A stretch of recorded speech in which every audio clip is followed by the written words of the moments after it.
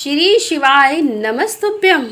हर हर महादेव। जय भोलेनाथ की। आप सभी भक्त जनों का हार्दिक अभिनंदन करती हूँ अपने YouTube चैनल पर। दोस्तों, आज हम शिव महापुराण की कथा में सुनेंगे संध्या की आत्महुति, उसका अरुंधति के रूप में अवतरण होकर मुनिवर वशिष्ठ के साथ विवाह करना, ब्रह्मा जी का रुद्र के विवाह के लिए प्रयत्न और चिंता तथा भगवान विष्णु का उन्हें शिवा की आराधना के लिए उपदेश देकर चिंता मुक्त करना। तो चलिए कथा को प्रारंभ करते हैं। एक बार प्रेम से बोलिए शंकर भगवान की जय। ब्रह्मा जी कहते हैं कि नारद, जब वर देकर भगवान शंकर अंतर ध्यान हो गए, तब संध्या भी उसी स्थान पर गई जहां मुनि मेधातिथि यज्ञ कर रहे थे।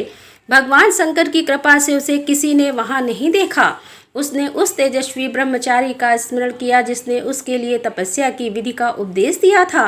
हे महामुने, पूर्व काल में महर्षि वशिष्ठ ने मुझे परम श्रेष्ठी की आज्ञा से एक तेजस्वी ब्रह्मचारी का वेश धारण करके उसे तपस्या करने के लिए उपयोगी नियमों का उपदेश दिया था।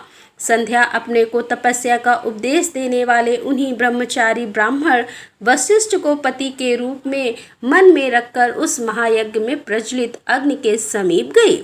उस समय भगवान शंकर की कृपा से मुनियों ने उसे नहीं देखा। ब्रह्मा की यह पुत्री बड़े हर्ष के साथ उस अग्नि में प्रविष्ट हो गई।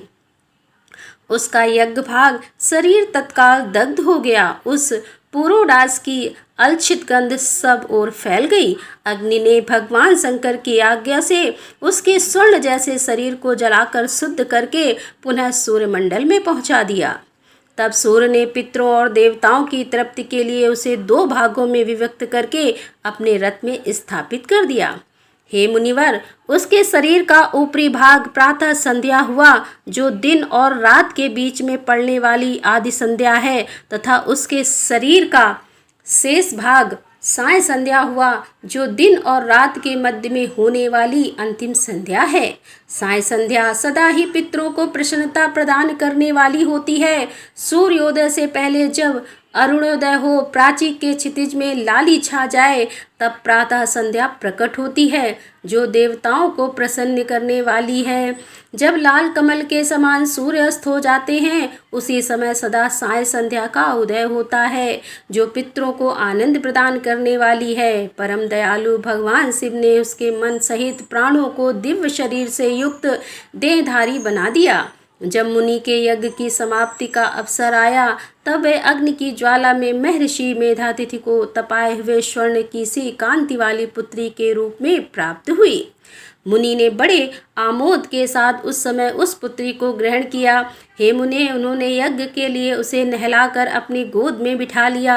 शिष्यों से घिरे हुए महामुनि मेधातिथि को वहाँ बड़ा आनंद प्राप्त हुआ और उन्होंने उसका नाम अरुंधति रखा। वह किसी भी कारण से धर्म का अवरोध नहीं करती थी, अतः उसी गुण के कारण उसने स्वयं यह त्रिभुवन विख्यात नाम प्राप्त किया। हे देवर्षि, यज्ञ को समाप्त करके कृत हो वे मुनि पुत्री की प्राप्ति होने से बहुत प्रसन्न थे और अपने शिष्यों के साथ आश्रम में रहकर सदा उसी का लालन पालन करते थे। देवी अरुंधति चंद्रभागा नदी के तट पर तापसारण्य के भीतर मुनिवर मेधातिथि के उस आश्रम में धीरे धीरे बड़ी होने लगी। जब वह विवाह के योग हो गई, तब मैंने विष्णु तथा महेश्वर ने मिलकर मुझ ब्रह्मा के पुत्र वशिष्ठ के साथ उसका विवाह करा दिया। ब्रह्मा, विष्णु तथा महेश के हाथों से निकले हुए जल से शिप्रा आदि 7 परम पवित्र नदियां उत्पन्न हुई।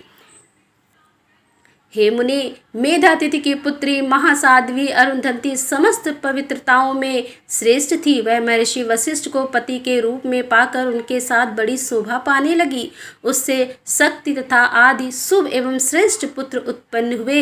हे मुनि श्रेष्ठ, वह प्रियतम पति वशिष्ठ को पाकर विशेष शोभा पाने लगी।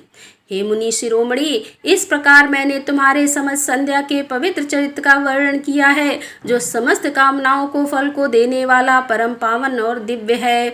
जो स्त्री या शुभ व्रत का आचरण करने वाला पुरुष इस प्रसंग को सुनता है, वह संपूर्ण कामनाओं को प्राप्त कर लेता है। इसमें अन्यथा विचार करने की आवश्यकता नहीं है।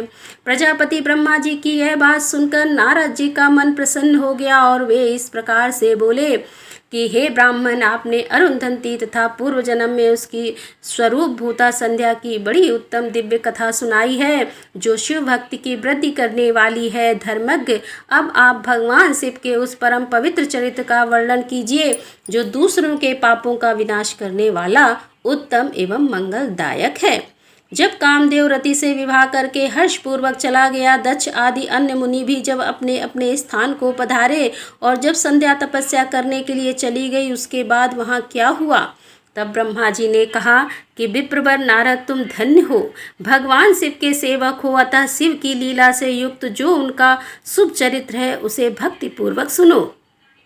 तात, पूर्व काल में मैं एक बार जब मुंह में पड़ गया और भगवान शंकर ने मेरा उपहास किया, तब मुझे बड़ा क्षोभ हुआ।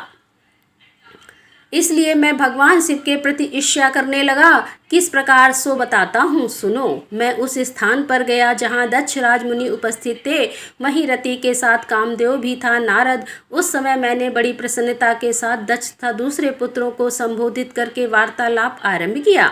उस वार्तालाप के समय मैं शिव की माया से पूर्णतः मोहित था। अतः मैंने कहा, हे पुत्रों, तुम्हें ऐसा प्रयत्न करना चाहिए जिससे महादेव जी किसी कमनी कांति वाली स्त्री का पाणी ग्रहण करें। इसके बाद मैंने भगवान शिव को मोहित करने का भार रति सहित कामदेव को सौंपा। कामदेव ने मेरी आज्ञा मानकर कहा, प्रभु, सुंदरी स्त्री ही मेरा अस्त्र है, अतः शिव जी को मोहित करने के लिए किसी नारी की सृष्टि कीजिए। यह सुनकर मैं चिंता में पड़ गया और लंबी सांस खींचने लगा। मेरे उस निश्वास से राशि राशि पुष्पों से विभूषित वसंत का प्रादुर्भाव हुआ। बसंत और मलयानिल ये दोनों मदन के सहायक हुए। इनके साथ जाकर कामदेव ने वामदेव को मोहिनी की बार बार चेष्टा की, परंतु उसे सफलता न मिली। जब वह निराश होकर लौट आया, तब उसकी बात सुनकर मुझे बड़ा दुख हुआ। उस समय मेरे मुख से जो निश्वास वायु चली, उसमें मारगणों की उत्पत्ति हुई। उन्हें मदन की सहायता के लिए आदेश देकर मैंने पुनः उन सबको शिव जी के पास भेजा, परंतु महान प्रयत्न करने पर भी वे भगवान शिव को मोह में न डाल सके। काम सब परिवार लौट आया और मुझे प्रणाम करके अपने स्थान को चला गया। उसके चले जाने पर मैंने मन ही मन सोचने लगा कि निर्विकार तथा मन को वश में रखने वाले योग परायण भगवान शंकर किसी स्त्री को अपनी सहधर्मिणी बनाना कैसे स्वीकार करेंगे। यही सोचते सोचते मैंने भक्ति भाव से उन भगवान श्री हरि का स्मरण किया, जो साक्षात शिव स्वरूप तथा मेरे शरीर के जन्मदाता हैं।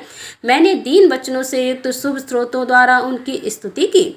उस स्तुति को सुनकर भगवान शीघ्र ही मेरे सामने प्रकट हो गए। उनकी चार भुजाएं शोभा पाती थी, नेत्र प्रफुल्ल कमल के समान सुंदर थे। उन्होंने हाथों में शंख चक्र गदा और पद्म ले रखे थे। उनके श्याम शरीर पर पीताम्बर की बड़ी शोभा हो रही थी। वे भगवान श्री हरि भक्त प्रिय, अपने भक्त उन्हें बहुत प्यारे हैं। सबके उत्तम शरणादाता उन श्री हरि को इस रूप में देखकर मेरे नेत्रों से प्रेमाश्रुओं की धारा बह चली और मैं गदगद कंठ से बारंबार उनकी स्तुति करने लगा। मेरे उस स्रोत को सुनकर अपने भक्तों को दुख दूर करने वाले भगवान विष्णु बहुत प्रसन्न हुए और शरण में आए हुए मुझ ब्रह्मा से बोले कि हे महाप्राज्ञ विधाता लोक सृष्टि ब्राह्मण, तुम धन्य हो। बताओ, तुमने किस लिए आज मेरा स्मरण किया है और किस निमित्त से स्तुति की जा रही है। तुम पर कौन सा महान दुख आ पड़ा है, उसे मेरे सामने इस समय कहो, मैं वह सारा दुख मिटा दूंगा। इस विषय में कोई संदेह या अन्यथा विचार नहीं करना चाहिए। तब ब्रह्मा जी ने सारा प्रसंग सुनाकर कहा कि हे केशव, यदि भगवान शिव किसी तरह पत्नी को ग्रहण कर ले तो मैं सुखी हो जाऊंगा, मेरे अंतःकरण का सारा दुख दूर हो जाएगा। इसी के लिए मैं आपकी शरण में आया हूँ। मेरी यह बात सुनकर भगवान मधुसूदन हंस पड़े और मुझ लोक श्रेष्ठ ब्रह्मा का हर्ष बढ़ाते हुए मुझसे शीघ्र ही बोले कि विधाता, तुम मेरे वचन सुनो। यह तुम्हारे भ्रम का निवारण करने वाला मेरा वचन ही वेद शास्त्र आदि का वास्तविक सिद्धांत है। शिव ही सबके कर्ता भरता और हरता हैं। वे ही परात्पर है, परम ब्रह्म परेश, निर्गुण, नित्य, अनदेश, निर्विकार, अद्वितीय, अच्युत, अनंत, सबका अंत करने वाले स्वामी और सर्वव्यापी परमात्मा एवं परमेश्वर हैं।